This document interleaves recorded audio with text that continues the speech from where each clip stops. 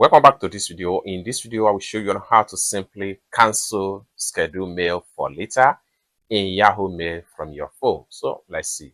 But before we dive into the tutorial, if you find this tutorial useful and you are following new to this channel, remember click on that subscribe, turn on the notification bell for more useful tutorial like this. So with that being said, let's get started.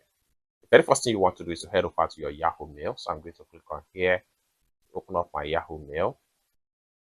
And the next thing you need to do is to simply click on here.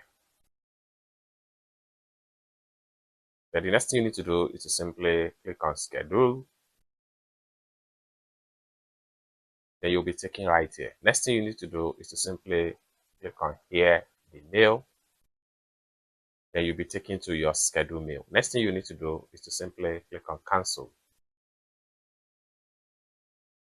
Are you sure you want to cancel scheduling? This action will refer to your message to draft.